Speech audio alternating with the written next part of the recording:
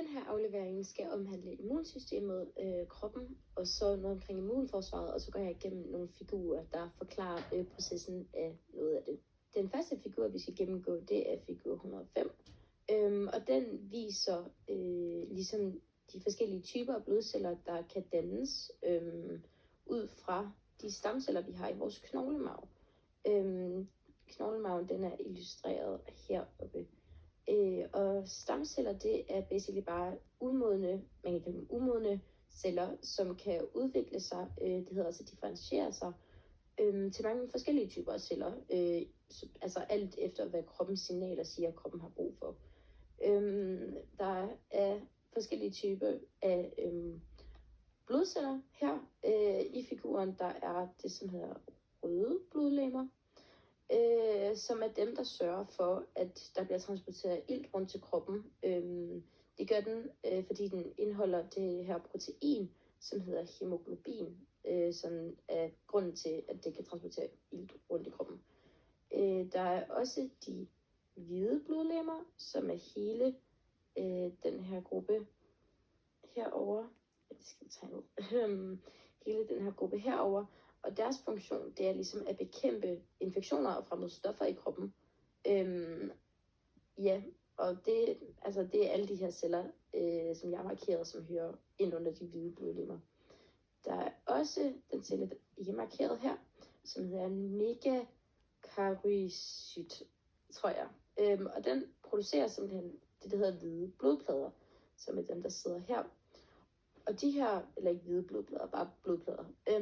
Og det er dem, som gør, at blodet størkner. For eksempel, når det er, at vi har fået et sår eller sådan noget. Så det er det, der gør, at blodet størkner, sådan så at kroppen kan begynde at hele.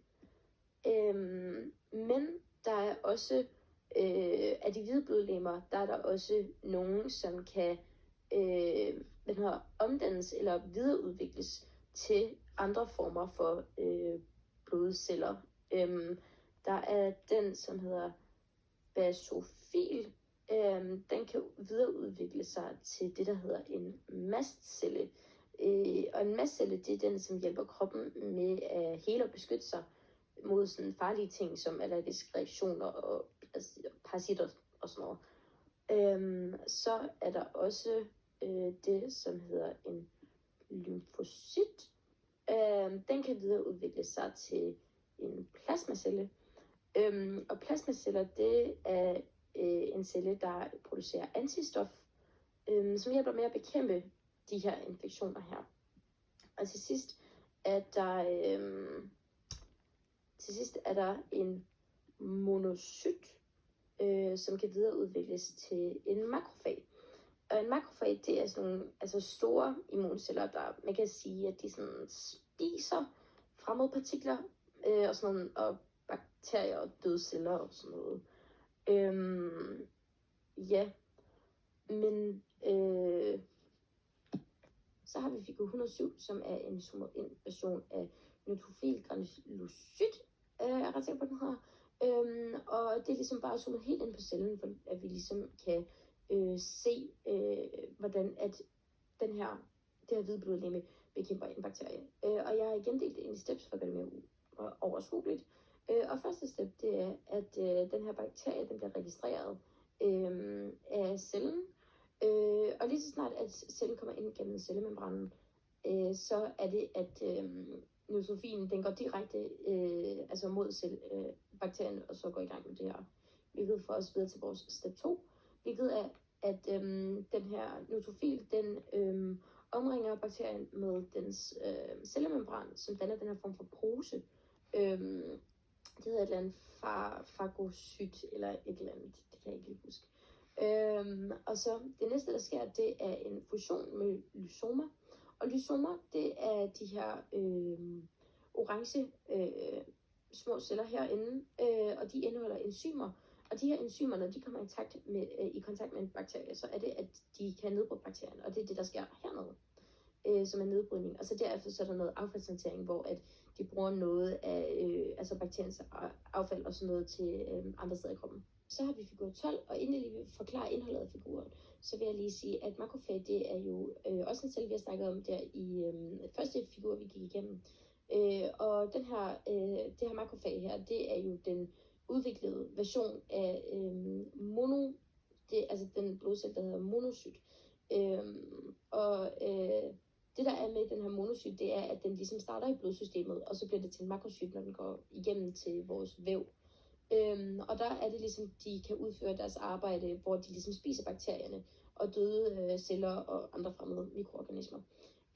Og her der ser vi på tegningen, at vores makrocelle, som er den her op, det er den gule celle, vores makrocelle, den ligesom går igennem, og så er det, at den simpelthen, så ser den sådan altså farlig virus. Så ser sådan en farlig virus, og det der så sker, det er, at den sender 3 forskellige signalstoffer.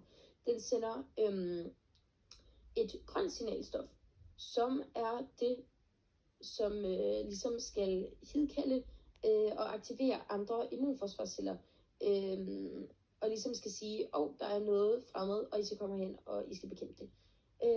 Det sender også de blå, som er det, som ligesom skal informere om tilstedeværelsen af en virusinfektion. Og så til sidst, så har vi de røde, som er det, som ligesom tiltrækker de tilkendte immunceller til infektionsstedet. Det er den, der siger, det er herovre, jeg skal gå i gang. Men ikke mindst, så er der figur 111, og den kan godt se meget uoverskuelig ud. Men igen, så har jeg prøvet at dele den op i steps, for at det er mere forståeligt. Og så har jeg også prøvet at farvekoordinere det, for at der er bare lidt orden i, altså hvad end det her er. Step 1, det er heroppe, det er også nummereret. Men det er, når virusen den bliver indfanget af det, som hedder en makrofagvirus, som er det, som nedbryder den her virus. Så når virusen den bliver nedbrudt af makrofaget, så er det, at dele af dens antigen kommer på makrofagets overflade, hvilket leder os over til step 2, som er antigen præsenteres. Og lige kort, så virusens antigener, det er jo den måde, at immunforsvaret kan genkende en virus på. Så når makrofaget det ligesom gemmer virusens antigener, så er det for ligesom at skabe det, som hedder immunologisk hukommelse, så den kan huske til næste gang, hvis kroppen bliver smittet med den her virus igen. Så makrofaget det præsenterer ligesom antigenerne ved hjælp af det, som hedder MH. Det her det er step 2, by the way. Ved hjælp af det, som hedder MH2, gætter jeg på, der står molekyler. Og de her, de genkendes ligesom af den her T-hjælpecelle, hvilket fører os til step 3. Så den her T-hjælpecelle, den ligesom er aktiveret, det bliver den, når det er, at den genkender de her antigener, som makrofaget er sendt ned til den. Så frigiver den nogle signaler, som er dem, vi ser herover. Den frigiver nogle signalstoffer, som tilkalder andre immunceller. Og på den her side, så når T har sendt de her signalstoffer, så bliver det så givet videre til, altså det er næsten en kædereaktion det her, så bliver den givet videre til det, som hedder B-lymfocyt, en B-lymfocyt. Og den her celle, den er specialiseret i at kunne genkende de her antigener, ligesom at kunne læse den, og så lave det, som hedder antistof. Så at den ligesom producerer antistoffer mod den her virus, for at virusen den bliver elimineret. Derefter, ligesom vi snakkede tidligere, så er det, at den her B-lymfocyt, den kan udvikle sig til 2 forskellige celler, og det gør den faktisk. Den udvikler sig først til en plasmacelle, som er, det er den, som har til job at producere store mængder antistof mod virusen. Men den udvikles også til en B-huskecelle, som er dem, der ligesom sikrer sig, at kroppen får immunitet ved at huske virusen til næste gang. Men ja, du kan også se, at heroppe, så er det, at der bliver produceret store mængder af det her virusantistof. Derefter så går vi ned til step 8 og 9, hvilket er der, hvor at de her antistoffer, vi har fået heroppe, de går ned, og så sætter de sig på virusens antigener.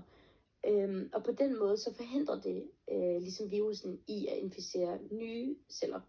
Derefter så er det, at samme T-celle heroppe, den udsender nye signalstoffer ned til det, der hedder en dræbercelle. Og den her dræbercelle, det er den, som skal genkende den inficerede celle via nogle MHC1-molekyler, og så skal den simpelthen ødelægge dem for at forhindre, at virusen spreder sig. Det gør den hernede, så er det, at den ligesom holder den her inficerede celle og nedbryder og eliminerer den. Og så til sidst, så igen samme T-hjælpecelle. Den går videre med sit sidste step, hvilket er at danne en T-huskecelle. Og det her, det er jo simpelthen for, at kroppen og immunforsvaret ligesom kan genkende den her virus, og ligesom pakke det ind i deres minder for, at den ligesom kan genkende den her virus, hvis nu den kommer ind i kroppen igen i fremtiden.